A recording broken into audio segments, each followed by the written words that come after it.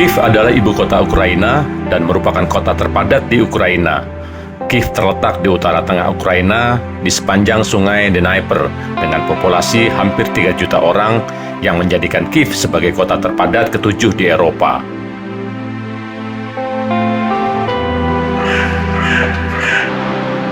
Salam dari Kiev, Ukraina. Saat ini pukul 8 pagi dan suhu minus 4 derajat Celcius. Kita lihat salju mulai turun secara tipis-tipis dan udara dingin sekali di sini. Suasana pagi ini belum terlalu ramai karena memang baru selesai jam malam. Sebagaimana kita ketahui di Kiev, jam malam diberlakukan dari jam 11 malam sampai jam 5 pagi. Saya berada di Mikhailivsky Square, tepat di sebelah hotel tempat saya tinggal. Dan ada katedral Mikhailivsky, dan tampak kita lihat beberapa rongsokan tank, bekas rudal, mobil, kendaraan militer yang hancur akibat perang. Ada sebuah ornamen berisi poster-poster dukungan terhadap perjuangan rakyat Ukraina menghadapi serangan dari Rusia. Kita juga melihat beberapa foto-foto yang dipamerkan di lapangan ini, berisi gambar-gambar dari berbagai kota di Ukraina. So we are now at Mikhailivsky Square. In front of us, it will be like photos of the whole all soldier who is died defending Ukraine since 2014. First, it was like soldier who died in Donbass, and now it's like people from all around the country, like starting from Kharkiv, finishing from Lviv. Kawan saya di Kiev, Anna, baru saja menjelaskan tentang beberapa situasi di Mikhailivsky Square, dan ini kita menuju sebuah mural di mana berisi berbagai macam foto korban dari pihak Ukraina. Banyak foto-foto para tentara Ukraina yang meninggal ketika mempertahankan kedaulatan mereka. Banyak warga yang datang ke sini untuk memberikan penghormatan.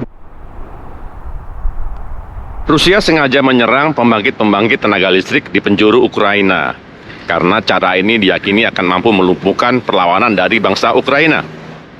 Hampir 2/3 wilayah Kiev tidak memiliki pasokan listrik. Ini membuat penderitaan bagi masyarakat Kiev. Dan ini termasuk 350.000 unit apartemen yang tidak memiliki akses listrik selama musim dingin ini. Kita lihat di sebelah saya ada sebuah bangunan yang pernah dihantam oleh rudal Rusia. Dan menurut New York Times, korban jiwa dari masyarakat sipil sebesar 5.587 orang, tapi diyakini bisa menembus belasan ribu orang. Sementara tentara dari Ukraina yang meninggal sebesar 9.000 dan dari tentara Rusia sebesar 25.000 orang. Secara wilayah, Ukraina kehilangan 20% wilayahnya setelah dicaplok dan diambil oleh Rusia.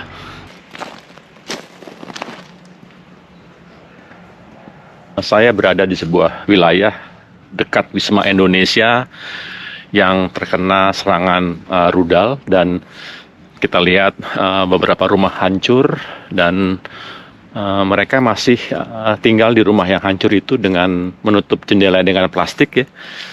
Jadi masyarakat tidak mengungsi, jadi tetap tinggal di rumah masing-masing. Dan dalam cuaca yang dingin, minus 45 sampai sekarang ini, kita bisa membayangkan bagaimana menderitanya mereka tanpa alat pemanas dan listrik.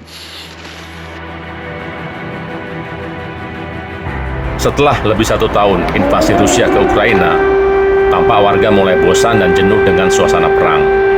Tidak seperti awal peperangan, ketika sirine berbunyi, para warga harus berlarian menyelamatkan diri, menuju bunker dan shelter bom terdekat demi keamanan. Sekarang, saat sirine berbunyi, mereka terlihat biasa saja dan tetap meneruskan kegiatannya. Mereka yang sedang di restoran bahkan tetap menyelesaikan hidangannya. Aktivitas warga masih berjalan normal, walau kewaspadaan tetap tinggi, mengingat serangan rudal Rusia bisa kapan saja. Toko, pasar, dan semua kegiatan perekonomian tetap buka. Bahkan, anak-anak dan orang tua tetap bisa bermain ski di sebuah arena kecil ski di tengah kota Kiev. Gelak tawa dan keriangan di sini membuat seolah-olah tidak terasa dalam suasana perang. Saya berada di Protasiviar, sebuah lokasi ski resort di tengah-tengah kota Kiev, di mana banyak keluarga, anak-anak yang datang ke sini untuk bermain ski. Kita lihat seorang instruktur sedang memberikan arahan kepada muridnya, dan ini merupakan semacam pemanasan atau stress up ya sebelum melakukan aktivitas ski. Ini menunjukkan bahwa antusias masyarakat di Kiev tidak kehilangan minat terhadap olahraga ski walaupun di tengah-tengah perang.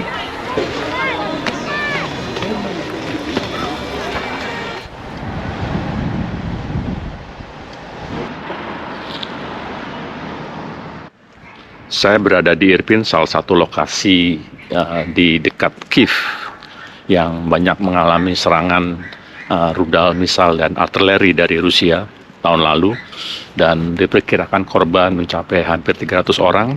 Kita lihat banyak bangunan-bangunan yang hancur, dan baru-baru ini Menteri Pertahanan Ukraina Oleksiy Reznikov menyatakan bahwa Rusia baru saja melakukan wajib militer sebesar 300.000 orang. Dan diperkirakan setengah dari 300.000 orang itu akan selesai latihan militernya pada akhir bulan ini. Jadi mereka akan memiliki stok pasukan baru dan diperkirakan mereka akan menyerang lagi pada bulan Februari atau bulan Maret.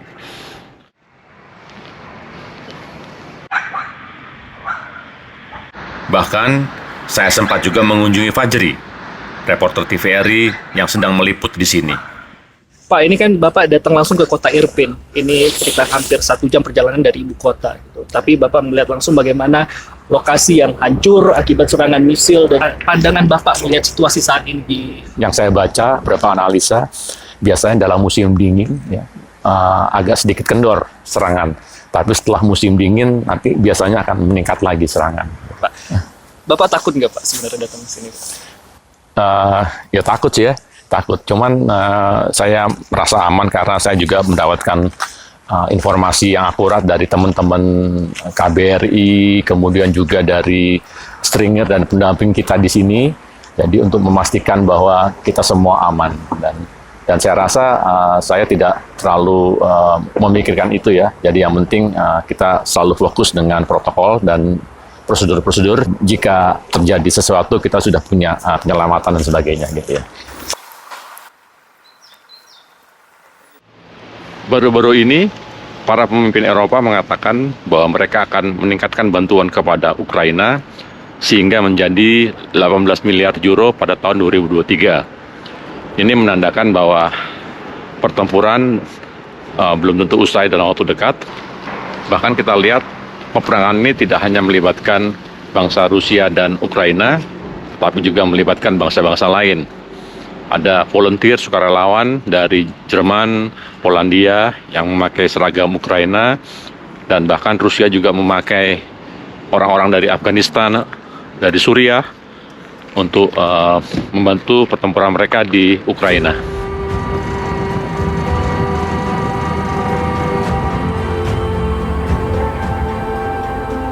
Kalau kita lihat, kota Kiev tidak hancur porak-poranda. Memang ada beberapa bangunan yang terkena rudal nyasar, namun secara keseluruhan, kota Kiev masih berdiri tegak.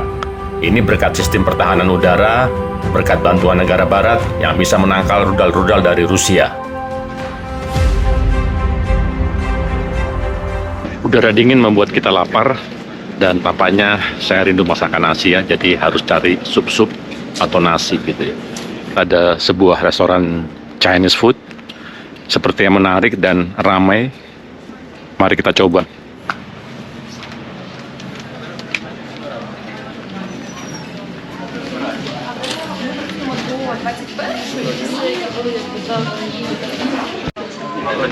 Saya menemukan rumah makan ini lewat internet.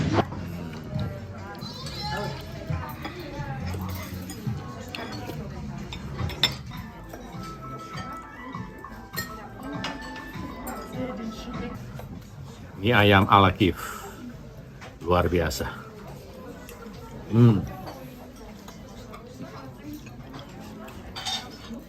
Dapat aja nih restoran Cina di Kiev. Chefnya katanya orang Cina asli sih.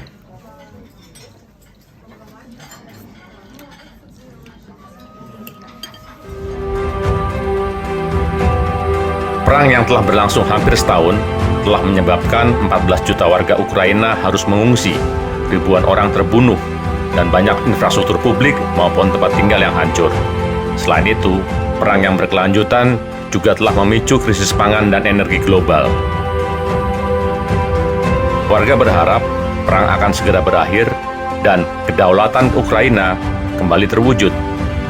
Namun, kita tak pernah tahu kapan perang akan berakhir. Tampaknya dunia masih semakin jauh dari kedamaian.